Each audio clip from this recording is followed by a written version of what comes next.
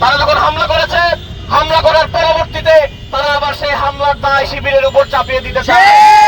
গতকাল রাতে পবিত্র রমজান মাসে আমরা দেখতে পেয়েছি ঢাকা পলিটেকনিকে ছাত্র দলের সন্ত্রাসীরা দেশীয় অস্ত্র নিয়ে যে শিক্ষার্থীরা ছাত্রাবাসে অবস্থান করছিল তাদের উপরে নৃশংস হামলা চালিয়েছে।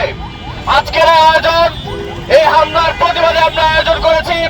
এই আয়োজন থেকে আমরা স্পষ্ট করে বলতে চাই, যারা ছাত্রলীগ আওয়ামী লীগের দেখানো রাস্তায় তাদের কার্যক্রম পরিচালনা করছেন, তাদের পরিণতিও ঠিক আওয়ামী লীগ এবং ছাত্রলীগের মতোই হতে চলেছে।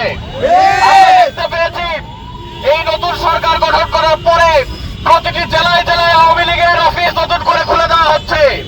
আমরা দেখতে পেয়েছি ক্যাম্পাসে নতুন করে ছাত্রলীগের আলোগুলো বেড়ে যাচ্ছে। আমরা মনে করি ছাত্রলীগের মতো আচরণ শুরু করার কারণ হচ্ছে ছাত্রলীগের সাথে ছাত্রদল আঘাত করে আবার তারা ক্যাম্পাসে আগের পরিবেশ ফিরিয়ে আনতে চায়। আমরা আজকের এই আয়োজন থেকে তাদেরকে স্পষ্ট করে জানাতে চাই, 36 আগস্টের মধ্য দিয়ে আমরা 36 জুলাইয়ের মধ্য দিয়ে আমরা প্রমাণ করেছি এই ক্যাম্পাসে নতুন করে কোনো দখলদারিত্বের কোনো সুযোগ আমরা রাখবো না। এই ক্যাম্পাসের শিক্ষার্থীরা সচেতন আছে।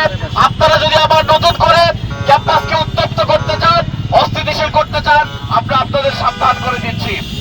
তারা যখন হামলা করেছে, হামলা করার পরবর্তীতে তারা আবার সেই হামলার দায় শিবিরের উপর চাপিয়ে দিতে চায়।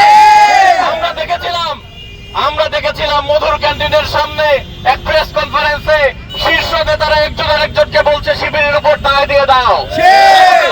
আমরা ঠিক সেই ঘটনারই আবার একটি রিওয়াইন্ড দেখতে পারলাম। আমরা আজকের এই আয়োজন থেকে এই দায় দিয়ে দেওয়ার রাজনীতির প্রতি নিন্দা জানাই।